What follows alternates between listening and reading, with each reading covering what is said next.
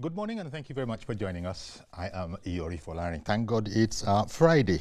Okay, my guest today is Chief Andrew Mwanta. He's a legal advisor to the Edo State Governor. A fine morning to you, Chief Andrew. Oh, Sayori, good morning. Thank you very much. Thank you very much for making the time for us. Okay, because I suspect that this might be an interesting subject to quite a number of people, we have no time to waste. So let's look at it. We're talking about defections into APC and a consequent fear of a one-party state in the country. So that's what we'll talk about.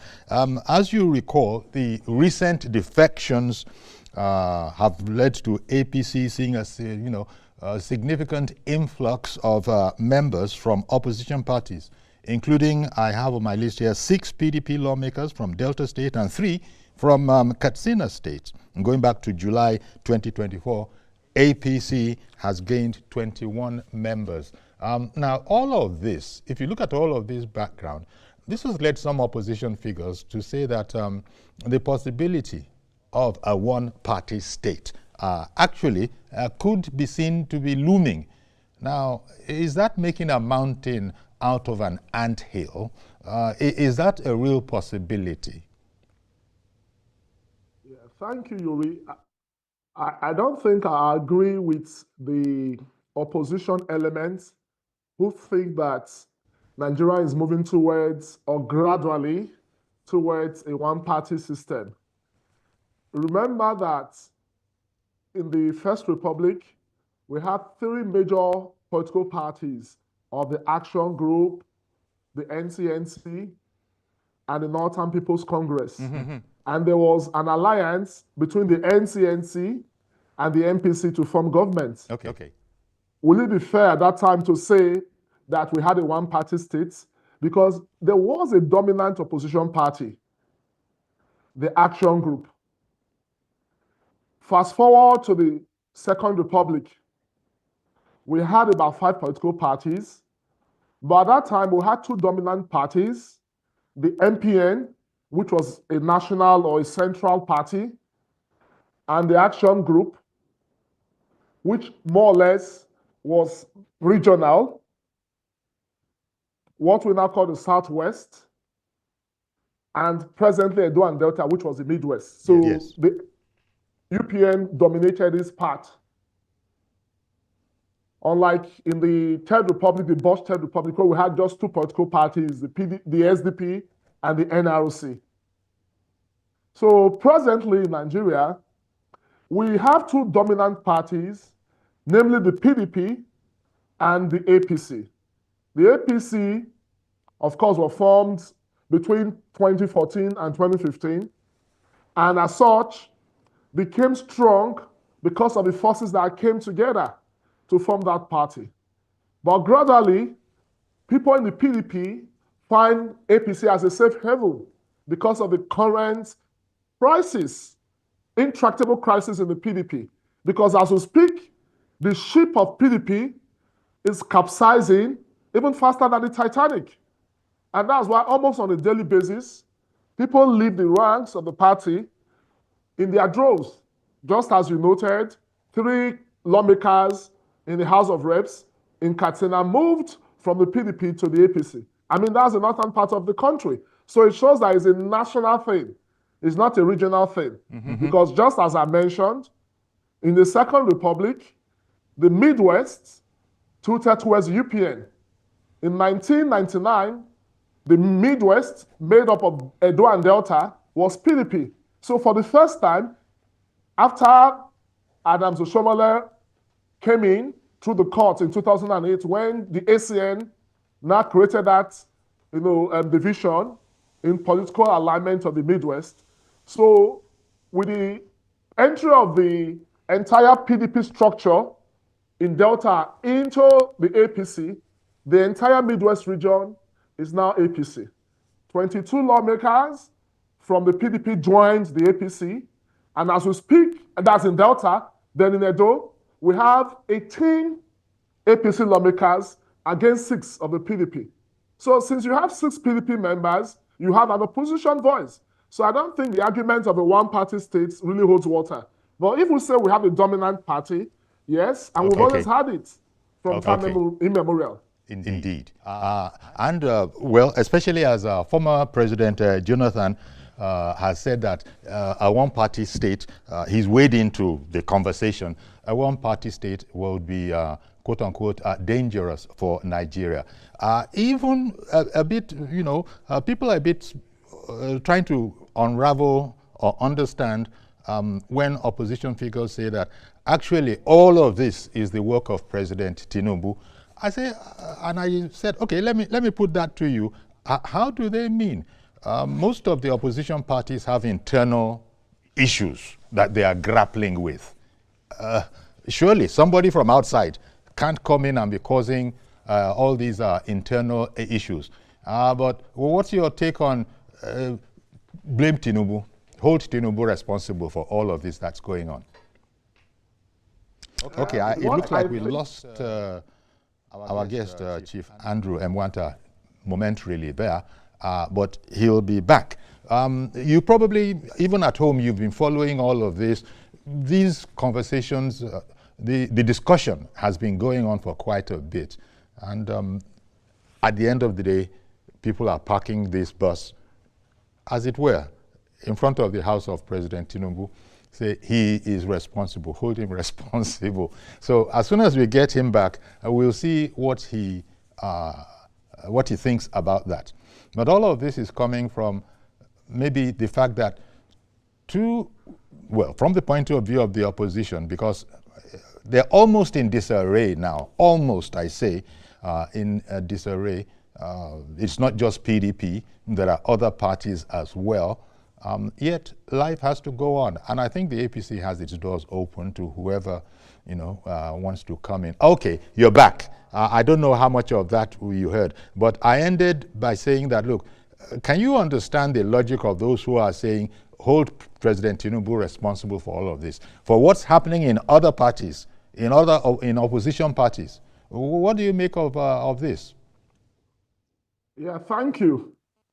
I always believe that for everything, you must have somebody that you point accusing fingers at.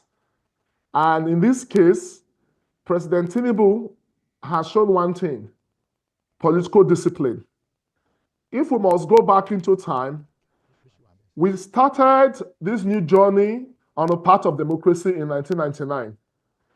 In the last presidential election, I'll use this analogy to drive home my point. We had three major players, the likes of Atiku Abubakar of the PDP, Peter Obi of the Labour Party, and our current president, Asiwaju Bola Ahmed Tinubu of the APC.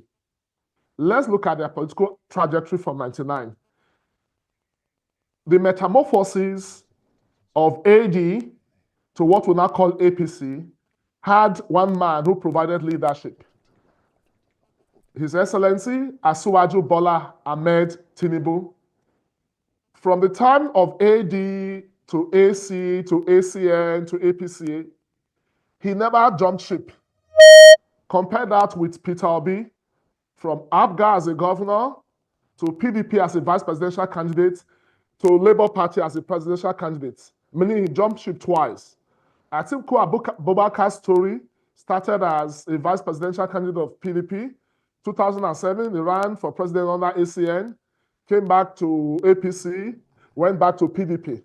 So if you talk of political discipline and somebody who has been consistent, you must give it to that man, Asiwaju Bola Ahmed Tinubu, the current president of Nigeria. And in terms of development, he has been able to create a matrix of ensuring that every state benefits from the federal government. Okay. First with the subsidy removal and release of funds to states to drive development, and even local government. He has gone so far in ensuring that local governments in Nigeria have autonomy. And beyond that, in terms of development, the entire country have seen massive development. Students are getting loans under the NEL Fund program. It is not yet Uhuru, but he has provided leadership. He has brought what they call renewal of hope under his renewed hope agenda. So no sane politician having that kind of leader that father figure will not want to align with him. But that is missing in the opposition. That is why in their droves, they leave either the Labour Party and the PDP to a party that has been able to provide structured leadership. And we just hope that the APC will be able to manage its fortunes in a manner that the mistake PDP made that made them to lose out in 2015, APC will not make that same mistake. Okay. I beg your pardon, Chief. One moment, please. Sorry for interrupting you, but Pat has been waiting for a while. Good morning, Pat. Good morning, Uncle Yori. Thank you for calling in. This one, people are complaining that people are defecting from APC to the other party. Nobody forced them. They are not babies. Tinubu is marketing himself well. Other parties should market themselves well. What's the problem? And Jonathan complaining that that they want to turn the country to one-party system. Assuming it's APC, will he complain that people want to, turn the country to one-party system? People should please know what they are saying. So in short, Tinubu, what has he done to people? What's the problem? The trade is much. I'm saying it. Saying it is too much. Let's be true. In short, people should start saying the truth. Well, some other stations that I don't want to mention, once they hear things about Tinubu, whether okay, we lost Pat there. But okay, Chief, as Pat was saying in there seems to be this penchant, this irresistible desire to speak about the leader of the ruling party, who is the president, willy-nilly. Whether there's any truth to it, whether there's any logic to it, I think the thing to do is just keep on bashing. It doesn't matter, no matter what is done. That is the way some people see it. That Tinubu himself, can he complain? He can't complain, can he? I think he has said that, look, don't be sorry for me. Just bring it on. I am here to do a job. But as Pat was saying in there, will the man not rest?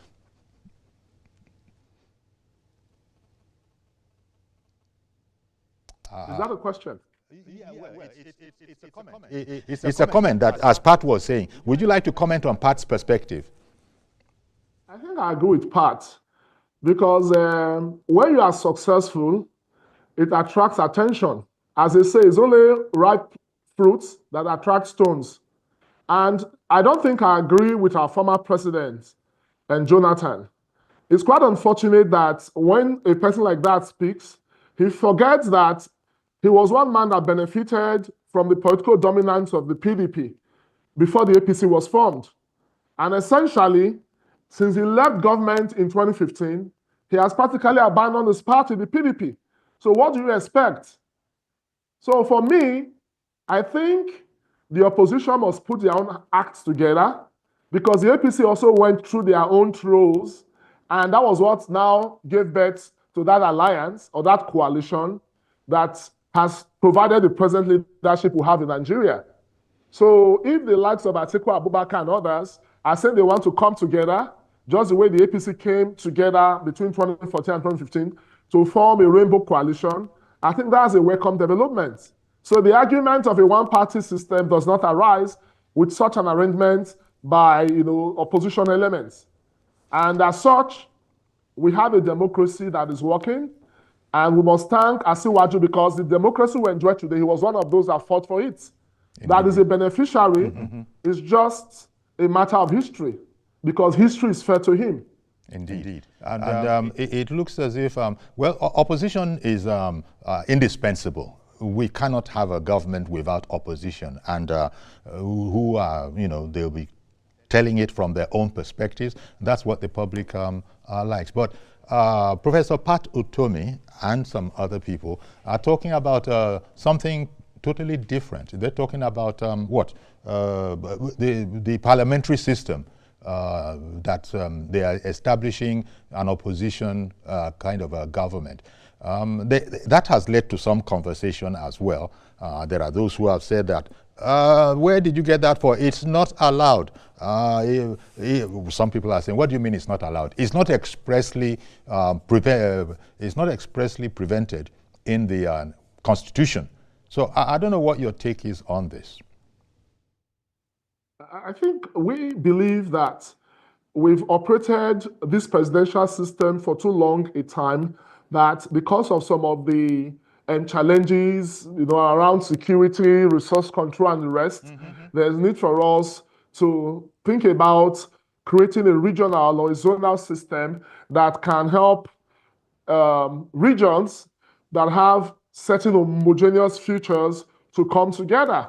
Like in the North, our brothers believe in this concept of open grazing and what have you, so that when we have a regional system at that level, whatever they do will be common to them. Those of us in the Niger Delta, we have certain peculiarities, both culturally and in an economic sense. Those in the Southeast, they have almost the same peculiarity. And of course, those in the Southwest, and essentially, there's need for us to start thinking towards having a change in our structural arrangement. We can still remain federal, but tweak it towards what we had in the First Republic, which worked for the various regions. So for us to achieve that, we must have that conversation. Okay. And I believe the president, being a Democrat, with time will drive that process so that we can now have a constitution that will be said to be the people's constitution. And we address many of these problems that Nigeria is currently being faced with, particularly the problem of insecurity. Indeed. But the whole concept of a shadow government, such as they have in the UK, which, as you know, is a parliamentary system, that's a totally different kettle of fish. And so trying to, as it were, graft that onto, a presidential system of government, there are those who are saying that isn't that a bit disingenuous? But let me bring on Yakub, who has been standing by, another viewer waiting to comment also. Good morning to you, Mr. Yakub. Good morning, Shipyori. And then good morning to our guest this morning. Yes. Shipyori, I'm not surprised that the opposition people, they are now afraid of people leaving their party. You see, Shipyori, it seems to be that we forgot something. You see, so-called opposition, quote and unquote, I use that word. You see, when you don't have access to Nigerians' money anymore, because I believe that the opposition now, before now, they were in the incumbent government for almost 16 years, and then they built their house on Nigerian citizen money. But when they lost the power, the house collapsed. And then what made the house collapse? It is unfortunate. Some of the people that are calling opposition within that party and build that party, even though you lost out of the power. And then people like our former president and then the former vice president. I can tell you, when the election goes, some of them that benefit from the party, they will leave and go to Dubai rest. After another election comes, they will resurface again. Then the other people that have opportunity to rule this country, when the party lost out, those are the people that are supposed to hold the party tight. Give it to Wike whether you like it or not. When he was the governor of the River State, he made sure that the party stand. See, you will see a lot of defection. That's the truth. But the only thing I don't understand is that when your house is falling, why are you now blaming the other people for you falling? See, yes, truly we need the opposition party in this country. Yes, truly we need them, because without opposition party, nobody is going to put the incumbent government on their toes. But I can tell you for free, Shipyori, I used to say this. I don't know, maybe you remember now when I said it. Some of us support this government. We are not supporting them blindfolded. This is true.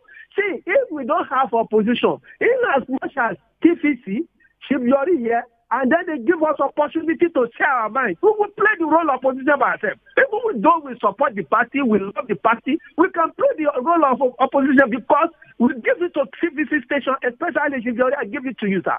This is only television station The other people, the other station that the first caller wants to mention, I would not like to mention their name. They don't give us this opportunity. They know that they give this kind of opportunity to us. We are going to debunk all their lies, but they can't give us that. But give it to you, Chief Jori.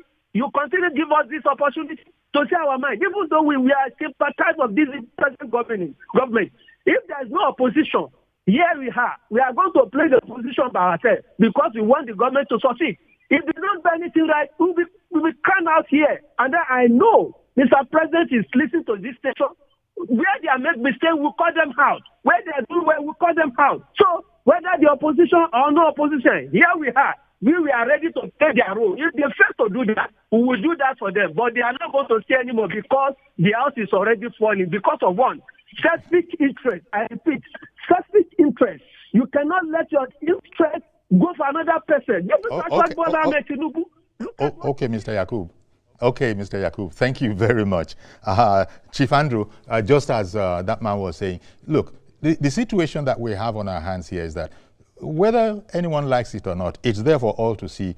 The influence, the political influence of the ruling party, APC, is increasing in leaps and bounds. And as the man just said, look, I don't know that he's being prophetic, but he said, you still see more defections. It is this that is, leading some people to say that, at this rate, I think they themselves have sort of worked it out. And at this rate, APC will be the only game in town. But I think that is, is just the way they feel. Pat called in, she was the first caller, and she said, let them just leave the president alone to do his job. What is the problem? Why do you call the president into any disharmony in your own house? Uncle Yori, I think the truth is this. We have what I think is the third world democracy. And if you would cast your mind back a bit, in the 2003 election, the main opposition party at the time, the Action for, I think, AD, yes, and because of some certain alignments they had with Obasanjo, which of course, for the governorship election, Obasanjo, of course, did not hold true. They lost 5 governorship seats in the Southwest, right, to the PDP. At that time, we had just Lagos. Nobody cried blue mother. Nobody talked about a one-party system because we still had the AD holding sway in Lagos, and of course, the ANPP, that's the APP, I beg your pardon, in some parts of the North. And essentially, at that time, it became ANPP. And President Buhari, at that time, ran under that platform with Chuba Okadigbo as his running mate. So let's fast forward now to this present dispensation. What you will not take away from the present leader of this country, President Bola Ahmed Tinubu, is ability from being an opposition element to fight his way to becoming the leader of government and the president, as we call them. For those that think, like Patutomi, that we should adopt that model in the parliamentary system of a shadow government, yes. I don't think they are right, because in the presidential system, which we operate like in America, the main opposition party provides that opposition within government. So it's only in the parliamentary system, like as we have it in Britain, you have a shadow secretary for almost all the ministries. That's right. But remember, in the Western region, and later in these Southwest states, Awolowo did almost something similar. So that for every ministry or department, it had somebody that held government accountable. I mean, the government at the center. So I think the opposition must put their own acts together and now work out what they think would be the best engagement strategy. Mm-hmm. Because remember when our present president was in the opposition, he was one of those that led the movement against fuel subsidy removal. And thankfully, in his inaugural speech, though some people will complain about the timing, but I don't think there's a perfect time to do the right thing. Yeah. And he did that thing that he spoke against when he was in the opposition, the issue of subsidy removal.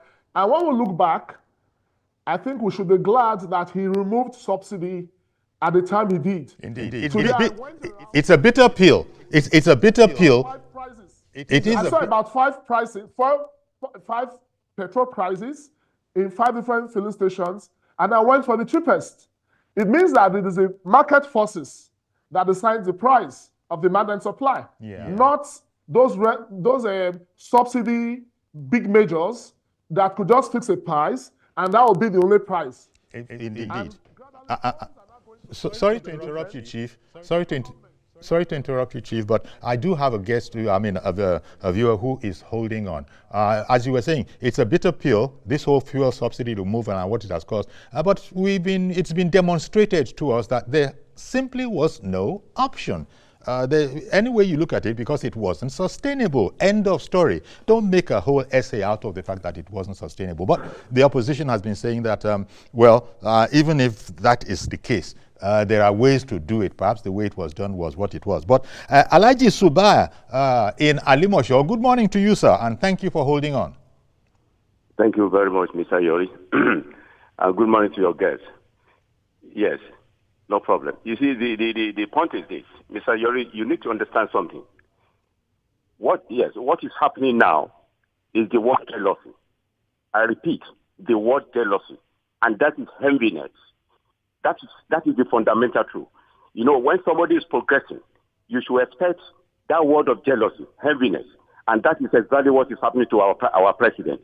And Mr. Yori, and let me thank your guest for giving the kind of breakdown of this opposition.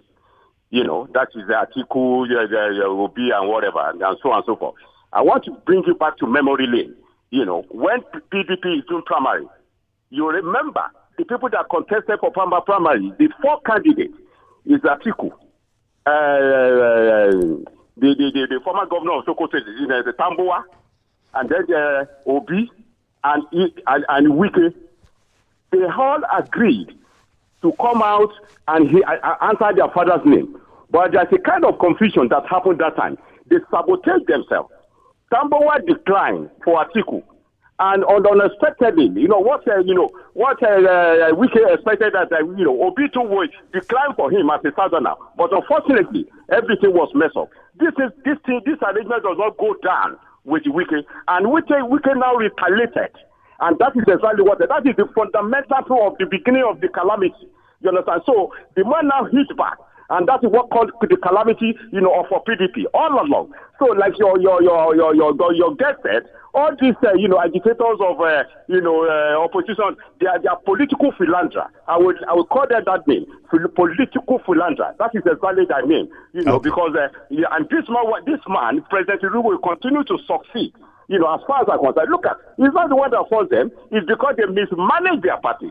They mismanage. From one party, they don't have endurance. It shows that they are selfish mandate. Because somebody who is willing to serve, you must have that endurance of perseverance, accommodation, or whatever that is going on in your party. But they don't want to bear that. That is the fundamental truth. And have a nice day, Mr. Yori. Have a nice day. Thank you very much, Alhaji Subaya. I don't know, Chief Enwata, if since this our last viewer, the last caller, he mentioned Chief Nyesom Wike in particular.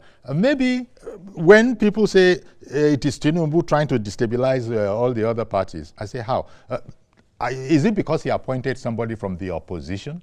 And that one has been working in such a way that no matter what else you have against him, nobody has said that Wike has not been a success in his where he has been posted to. So can it be that? And can you blame a person for being a strategist?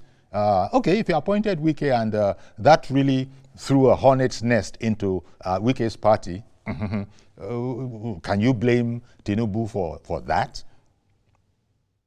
Yeah, thank you. Very good question, Sayuri. This is not the first time the president of the ruling party or the leader of the ruling party as president will appoint a major opposition element to occupy a key position in government.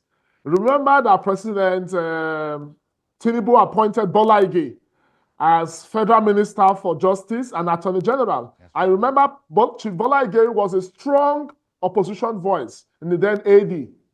So how do you now marry these two arguments? oh, that the president wants to destroy the opposition. That's why he appointed Wike a member of the PDP. It's because Wike brought value. It's because Wike brought support. Even as a PDP member, he saw injustice, the fact that they agreed, the southern governors agreed that power to shift to the south. And even there was a time some northern governors supported the need for power shifts. And he had an aspiration. There was a conspiracy against him to achieve that southern power shift agenda. And when he saw that the interest of the South was threatened, from his party, he supported somebody in the opposition who eventually won. That's a southern, president. The same way southern governors in the Southwest precisely supported Obasanjo to protect the southern interest. And that was what informed the decision to bring Bola Ige in, somebody from the opposition, as minister. So it's simply history repeating itself. Indeed. Because in the politics of our country, you always have alignment and realignment where there's need to protect the interests of the vast majority of our people. We've had a certain president now. We don't have any prominent person running against him, but we have some prominent people in the north, the likes of Atiku Abubakar. And of course, I know that El Rufai wants to run under the platform of the SDP. So for us, that constitutes a clear political danger to those of us in the South. So that's why we're all coming together to protect a man that has provided leadership, to support a man that has vision. And I love the way the South are rallying behind the president. It was in Anambra yesterday or the other day. You saw the support he got. Indeed. From the people of Anambra. Yes. And he has also rewarded people of the Southeast. A member of his government was the wife of a great leader of the Southeast. Ojukwu, his wife, Bianca, is the Minister for State Foreign Affairs. So this one president understands politics. He does not believe that it should be a one-sided game. He has been able to bring the major players together under a platform that has provided leadership in our country. Remember, over a year ago, I left the PDP because I saw leadership in the APC. Then I was in government when I left the PDP. I didn't consider the fact that we had more than 1 year to go. Edo was in the opposition. The APC was in the opposition in Edo, but we were able to go back to the drawing board and we defeated the sitting government of the PDP in Edo State. And that, for me, is politics. Okay. Chief, we'll take a break. But there are challenges still that concern all of us. Take insecurity, for instance. That's a big one that has to be dealt with. One just has to be very, very keen-eyed to ensure that that area is not grappled, seized upon by opposition. And we've always known that it has always been told us by analysts who come on the program when we're talking security that it's clear that there are politicians behind a lot of the troubles that we have from non-state actors trying to mess up the field, so to speak. Speak to that area, please, if you will. Because you're saying APC now, but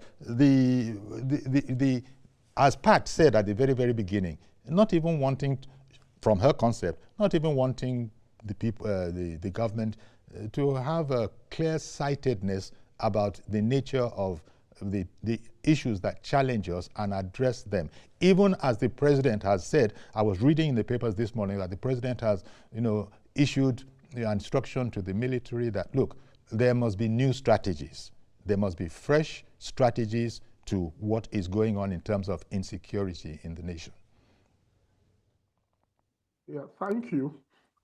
I want to agree with those that think that when you gradually have dominance of a political party in the system and you have an opposition that feels that there's this level of intimidation or domination, some of these elements may decide to take arms against the states. You know, the Boko Haram insurgency morphed out from certain political inclinations, and to a very large extent, the reason why the government of the day has been able to deal with the problem of insecurity is because the government had to now change tactics. And I still believe that when we go back to a regional structure, we can now be able to now address some of these things on a region by region basis. Because in the Southeast, you still have this problem of IPOP. If you now allow the governors of that region come together under that governmental structure of, you know, having a regional bloc to deal with the problem of insecurity, the element of, oh, it's a Yoruba man, it's a Hausa man, that is, no, because it's homegrown. That pattern will be homegrown. And the people know themselves. You do the same in the north. You do the same. When I say north, you do the core north. You do the same in the middle belt. You allow those in the Niger Delta area, the south precisely, because we have our own peculiar, you know, insecurity challenges of pipeline, vandalization, you know, the fact that the waterways, you have pirates, in our forests, we have kidnappers. And I quickly want to pause to explain what we are doing in Edo State. You know, early this year, both sorry, law. I'm going to come back to you. I'm going to come back to you so that I won't interrupt you as you launch what you are able to be, what you are doing in Edo State. Mazi Okorafor is on the line, so let me not hold him on indefinitely. I'll come back straight to you to indeed tell us what efforts you are making in Edo State. Mazi Okorafor, good morning to you, sir.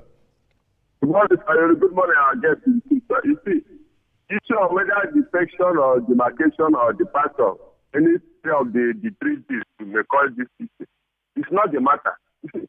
What Nigeria is facing is what we call the politics of money and power and ego. Now tell me, if the politicians themselves will sit down and start doing this, what do we want to give the master? What do we have to give the electorate? What do we have to make the country progress? But they are not there. What they are after is my pocket, my family, my relation, my concubine, my name, my village. That is why you see stuff. People will come to a particular party. They will not settle and do the needful. Now tell me, a court will issue statement nobody cares about, even to the stadium. Now how do we move? You see, democracy in terms of politics is not an issue of one man, one business. It's not. But that is what because very well in Nigerian history, for the so far, we have all this number of years we have democracy. When one enters the office, you sit down and dictate not to be a dictator. It is not possible. So, whether Nigerians like it or not, the population in Nigeria is more than 1%. It's not possible. So, we are just 2025. 2,000 years ahead. You see now, you see what will happen. This will not be domestic or system that will be working in Nigeria. Because at the situation where we sit down now, one day, once there's no wish or a month that passes in Nigeria, you will not hear one terrible story in this country. An issue of party is not the issue. But what Nigerians should know very well is the politicians. Everybody is a politician because it's making us now the main issue that has to do with our economy, social aspect of life, health. Nobody gets education, nobody cares about it. Everybody fighting how we will come to be a president. President is not man-made. It's when God describes it. It's not like what happened again. Let's congratulate you. It's not what happened. People were expecting African pope. What did they say? People saw when you greeted when I told somebody the pope a man, he said, is it an African man? I said, no. He said, he just died. I started laughing. He said, that's people's mentality. Some aspects were expecting African pope. Because they reached African, they just started. Now when they mention America, as the pope is come from, the cardinal is from America. You see how people will just, what? America? You see, I will show you, thank God I've blessed somebody, blessed a country, or blessed a particular person. It has blessed them. You cannot take it back. Because nobody on this end, even those people who still say they find attack, who tell us that they were expecting an American pope. It's not possible. When we saw it, when he came, and we are saying, hey, Trump has made it. It's not a credit to Trump regime. So that is why I just look at the politics today. The present government is doing the needful. But one another, they have at least a particular formidable opposition party. And because if you are in any place that you are working this job now, somebody is not challenging, you are not doing the needful. Everyone else I'm talking to another. Where I'm working, people challenge me. What are I look at the challenges and do what happens. This is a new this one just because of malice or because of greed or because anywhere you are working, people must challenge you, no matter whatever you whatever. That's why. Okay, Mazi. Thank you very much, Mazi. Appreciate your call. Chief Andrew Mwanta, okay, please go back to what you were going to tell us at the time about efforts in Edo State.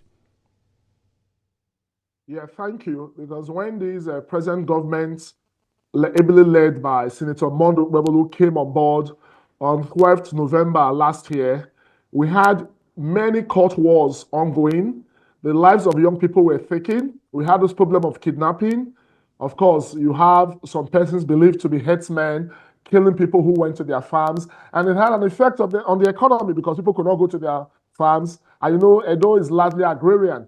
So what the governor did, knowing that you had a PDP-dominated assembly, he reached out to the speaker and some of the principal officers and was able to present his legislative agenda.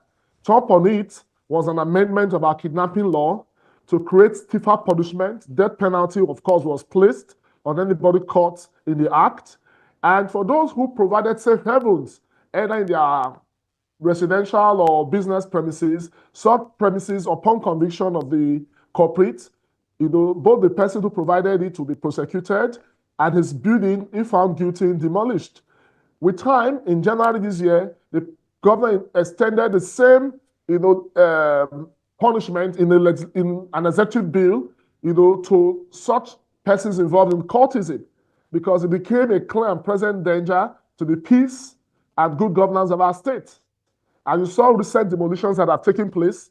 But what we are trying to do is to create a zero tolerance for crime and criminality in Edo State. And I think it is what other states can copy from.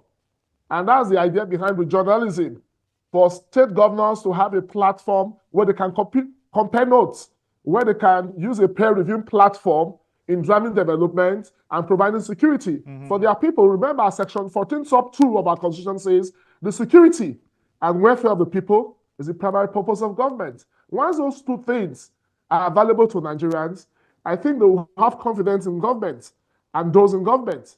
And also dividends of democracy, and I think that's what we mean. Okay. And I believe the Edo paradigm is what other states can adopt. It's a work in progress because we have the various committees trying to see how we can reorganize our vigilante system. We are not profiling people who are retired police officers, retired military generals, and the people managing this process are top, military and police heads who are now retired. We have many of them. And I think Nigeria must realize that when a person is retired from either the armed forces or the police, the person still has something to contribute. And I think that's the model the Edo State governor is using in tackling this problem of insecurity in Edo State. Okay. Thank you. Now, the other thing, I think APC arguably is quite big on inclusion of women and youths generally. This whole matter about mixing the old and the new. Do you have any thoughts on that whole idea about the role of the ruling party in terms of bringing women in, bringing youths in, that it seems to be doing as a concerted policy? I think I agree that's a position that the APC is youth and women friendly. Because at the national level, you realize that our federal cabinet has a good mix of both young and not really old, but not too old, ministers. And across the various MDAs, you see a whole lot of young people in their 30s, in their 40s, and early 50s who are in government, and they are providing value. In Edo State, for instance, most of the people in government are below 50. Majority of us, we are below 50. And we are giving our best shot. We are putting in our best efforts. And I think it's more of an APC thing You have it in Lagos. You have it in other states where APC is in government. And I think that's what we should realize, that it's a new dawn. My governor, for instance, happens to be one of the youngest we've had in recent time. And as such, it gives this feeling that that's saying that youths are the leaders of tomorrow. That tomorrow has happened because that tomorrow is today. Okay. You know, one thing that I don't know, it's an idea that I'm just floating. We don't seem to be talking as much about corruption as we did in previous regimes. Does that translate into the fact that there has been a lowering in the incidence of it? Because not very many people believe that in that regard much has changed. What are your thoughts? I think if we must be honest, we should look at the root cause, not the symptoms. I think the poor governance method we've had in the past is what made people now invest so much in fighting corruption than fighting poverty. Because when a man knows that his next meal is guaranteed, his children's fees is guaranteed, his security is guaranteed, his means of transport is guaranteed, why will he steal? Or why will he be corrupt? So I think over the years, studies have been conducted, and the outcome of such studies has shown that if government is more responsive to the needs of its people, particularly those in the public service, there will be less corruption. Because you cannot take away corruption completely, but you can reduce it. And the best way of reducing it is providing good infrastructure and making lives better for our people. And once that is done, okay, let's look at countries like Britain, America, and other Western democracies where we don't have so much of corruption. It is because the system works. First, the government takes care of electricity. You have a good rail system. You have a good bus transport system. You get your salaries. You have a credit system that, makes it possible for people when they need money, they have access to money. Education at the elementary level is free. You want to go to the university, you have a loan that government gives you, like the one that this present government has introduced under the NEL Fund scheme. So I think we should spend more resources meeting the needs and aspirations of Nigerians than investing so much in fighting corruption. Because there's no amount of investment you make in the fight against corruption that will yield results more than when you put money in infrastructure and other things that will make life better for our people. One of the things that I think the opposition, folk in the country are able to really, do a sing-song about is the fact that things are very, very hard. Inflation is biting. Pensioners are not paid yet. There are many difficulties. People can hardly keep up. We might have some vague ideas as to why this is all about, but I think President Tinubu was saying, I don't know the context, but it's out there that he said that, look, these tough times, they're not to punish Nigerians, but it's to prevent the system from collapsing entirely. There seems to have been a danger that if we are not careful, if you are trying to do goody-goody, pandering to public opinion in that way, God forbid, the whole thing will collapse. Now, we have a problem of how do we get hungry people, so to speak, to understand the logic of this. And that's where the government has its work cut out for it, perhaps. It has its work cut out for it, because the president has been very clear-sighted that it's not going to collapse, but if it's not going to collapse, there are some painful measures that we need to adopt, and here we are. Opposition will be hammering on those aspects.